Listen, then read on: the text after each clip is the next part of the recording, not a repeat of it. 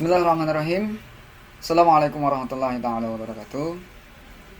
Alhamdulillahirrahmanirrahim. Salatu wassalamu ala asyrafil anbiya'i wal mursalin sayyidina wa Muhammad wa ala alihi washabbihi ajmain. Amma ba'd. Bagaimana kabarnya adik-adik sekalian? Nah, semoga kita semua selalu diberikan kesehatan dan keselamatan oleh Allah Subhanahu wa taala. Perkenalkan, nama kakak Sarwani Abdan dari UIN Antasari Banjarmasin, jurusan Pendidikan Agama Islam. Nah, di sini kakak sebagai mahasiswa praktek pengalaman lapangan, nantinya akan sedikit membantu gitu ya, dalam pelaksanaan pembelajaran di sekolah, terutama di kelas adik-adik sekalian. Nah, mengingat masa pandemi ini belum berakhir, jadi kita berusaha memaksimalkan dan mengoptimalkan media-media yang ada.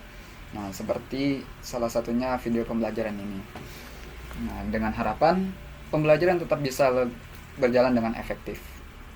Nah, jadi pembelajaran pada hari ini akan kita mulai dengan pembahasan terkait dalil mujahadah an-nafs, husnuzon, dan ukhuwah. Nah, di sini kakak menggunakan buku LKS Intan Pariwara ya, seperti yang digunakan di sekolah juga. Nah, bisa adik-adik sekalian sambil dibuka bukunya. Nah, ada bahasan-bahasannya di sana. Nah, ada yang tahu mujahadah an-nafs itu seperti apa, husnuzon itu apa, dan ukhuwah itu apa? Nah, marilah kita mulai dari mujahadah an-nafs. Nah, jadi mujahadah an-nafs di sini ialah melawan hawa nafsu atau menghindari larangan Allah Subhanahu wa taala. Nah, kenapa sih kita perlu menghindari hawa nafsu gitu kan? Ya, jelas gitu kan. Hawa nafsu ini jika tidak dihindari, nantinya akan muncul perbuatan-perbuatan tercela lainnya jika tidak dihindari. Nah, makanya perlu kita tadi mujahadah, atau berjihad melawan hawa nafsu itu. Nah, terkait dengan hal ini Allah Subhanahu wa taala menjelaskan dalam Quran surah Al-Hujurat ayat 10 yang berbunyi, A'udzubillahi minasyaitonirrajim. Bismillahirrahmanirrahim. Innamal mu'minuna ikhwatun fa aslihu baina akhwaykum wattaqullaha la'allakum turhamun. Nah, yang artinya sesungguhnya orang-orang mukmin itu bersaudara. Nah, karena itu damaikanlah antara kedua saudaramu yang berselisih dan bertakwalah agar kamu mendapat rahmat Allah Subhanahu wa taala. Shadaqallahul azim. Nah, demikianlah Allah menjelaskan dalam Quran surah Al-Hujurat ayat 10. Lalu apa makna dari ayat tersebut? Nah, dalam ayat tersebut menjelaskan bahwa adanya perintah untuk bertakwa kepada Allah dan perintah untuk mendamaikan antara kedua belah pihak yang berselisih atau sedang bertikai. Nah, Allah Subhanahu wa taala menjelaskan bagi orang-orang yang bertakwa, yaitu rahmat, bagi orang-orang yang bertakwa hendaknya mendamaikan kedua belah pihak yang berselisih. Nah, agar apa? Nah, di sana agar tercipta kehidupan yang harmonis yang diliputi rasa saling mencintai serta saling menjaga. Nah, di antara sesama umat muslim. Kenapa? Ya tadi sesuai dengan ayat tersebut bahwa semua mukmin itu bersaudara. Nah, ibaratkan satu tubuh. Nah, jika tubuh salah satu bagian ada yang sakit, maka yang lain pun akan merasakan sakitnya. Begitu pula persaudaraan sesama muslim. Nah, hubungannya dengan tadi kita mujahadah nafs atau melawan hawa nafsu. Nah, tentunya ketika terjadi perselisihan, pertikaian atau permasalahan, nah, hendaknya kita meleraikan atau menghindarinya. Kenapa? Karena perbuatan tersebut termasuk menjauhi hawa nafsu, menghindari perbuatan-perbuatan yang dilarang oleh Allah Subhanahu wa taala.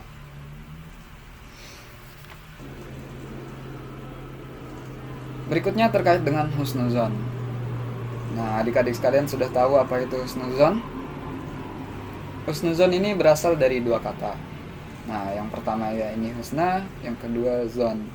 Husna berarti sesuatu yang baik, sedangkan zon ialah prasangka. Nah, jadi secara artian husnuzon ialah berprasangka baik. Nah, secara istilah husnuzon ini bagaimana cara pandang seseorang gitu kan terhadap orang lain dari sisi yang positifnya.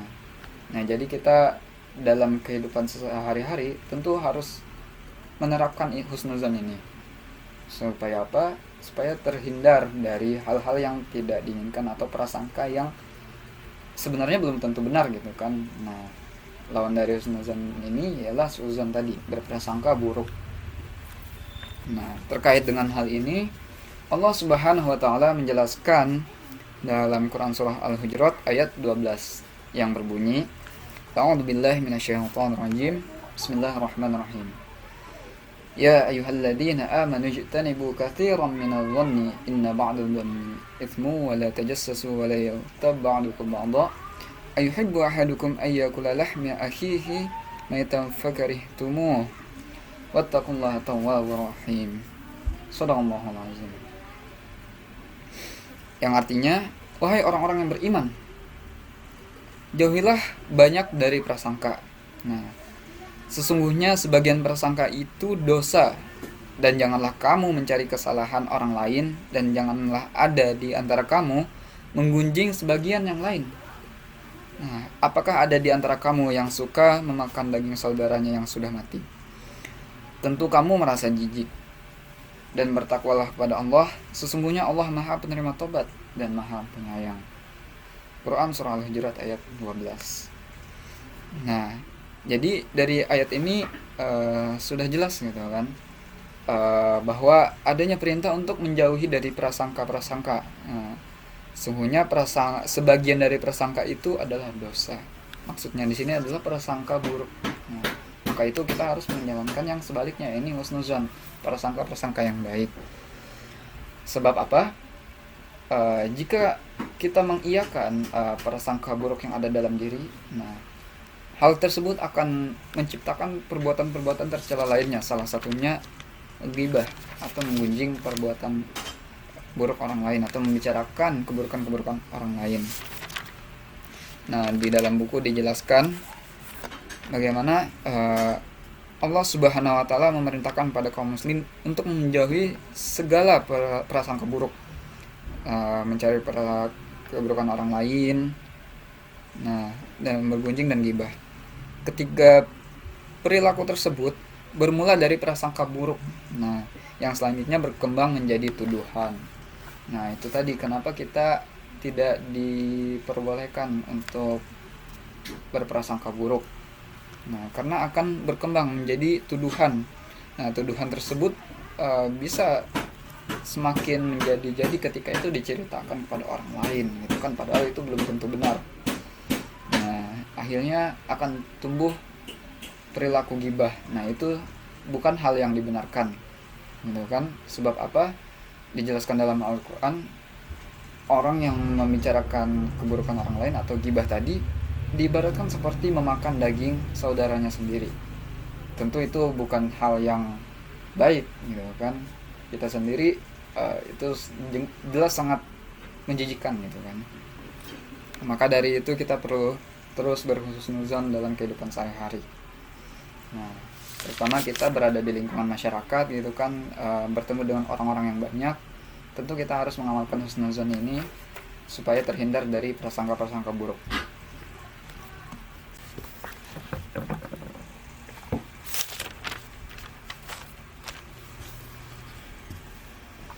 Berikutnya terkait dengan ukhuwah. Nah, seringkali kita mendengar istilah ukhuwah ini di masyarakat gitu kan, atau dalam kehidupan sehari-hari seringlah terdengar ukhuwah ini. Apalagi adik-adik sekalian, nama sekolahnya saja ukhuwah gitu kan. Nah, apa sih sebenarnya ukhuwah ini? Nah, jika ditinjau dari segi bahasa, ini berasal dari bahasa Arab yang berarti akhun, atau berarti saudara. Nah, secara istilah sini ukhuwah berarti perasaan simpati dan empati antara dua orang atau lebih. Nah, jadi tiap-tiap pihak memiliki kondisi atau perasaan yang sama, baik suka maupun duka. Nah, jadi dalam Islam makna ukhuwah ini ialah ikatan persaudaraan sesama umat muslim dan seringkali dirangkaikan dengan kata Islamiyah, yakni ukhuwah Islamiyah. Nah, yang berarti persaudaraan muslim yang dibangun atas dasar ajaran Islam. Nah, terkait dengan hal ini Rasulullah SAW bersabda, nah yang berbunyi, seorang mukmin bagi mukmin lainnya bagaikan sebuah bangunan yang saling menguatkan satu sama lainnya. Hadis riwayat Bukhari dan Muslim. Nah, di hadis yang berikutnya beliau menjelaskan bahwa perumpamaan orang-orang mukmin dalam saling mencintai, saling mengasihi, dan saling menyayangi seperti satu tubuh. Apabila satu organ tubuh merasa sakit, akan menjalar kepada semua organ tubuh, yaitu tidak dapat tidur dan terasa demam. Hadis riwayat Muslim. Nah, jelas sabda Rasulullah SAW tersebut menjelaskan bagaimana eratnya hubungan persaudaraan sesama Muslim. Nah, dalam hadis yang pertama menjelaskan bahwa persaudaraan umat Islam yang terjalin atas dasar keimanan dan ketaatan kepada Allah Subhanahu wa taala. Dalam hadis tersebut mengibaratkan persaudaraan umat muslim itu seperti sebuah bangunan. Nah, sebuah bangunan, kita tahu bangunan itu ada atap, dinding, ada tiang di dalamnya, ada lantai, dan ada fondasinya. Nah, jadi bangunan tersebut akan kukuh apabila tiap bagian saling menguatkan. Begitu pula dengan persaudaraan sesama muslim. Nah, jika umat Islam kompak dan bekerja sama, persaudaraan tersebut akan tetap terjaga. Nah, berikutnya di hadis yang berikutnya tadi mengumpamakan bahwa persaudaraan sesama muslim itu seperti satu tubuh.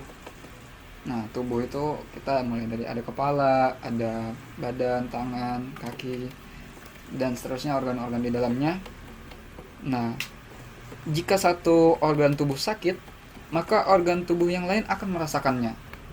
Nah, seperti itulah juga persaudaraan sesama muslim, gitu kan.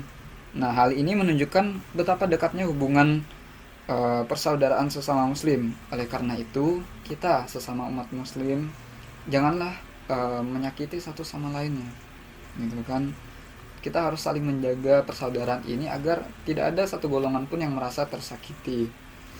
Nah, jadi melalui hadis tersebut Rasulullah SAW juga menegaskan bahwa persaudaraan sesama muslim harus dibangun dengan perilaku saling mencintai, mengasihi, dan menyayangi. Nah, adik-adik, demikianlah pembahasan kita hari ini terkait dengan mujahadah nafs, yakni bagaimana kita melawan hawa nafsu, terus husnuzon, bagaimana kita mencoba berprasangka baik pada orang lain, dan yang terakhir terkait dengan ukhuwah, yakni persaudaraan sesama umat muslim yang perlu kita jaga terus-menerus. Semoga materi ini bisa bermanfaat. Sampai jumpa di lain waktu. Salah hilaf, mohon maaf. Wassalamualaikum warahmatullahi taala wabarakatuh.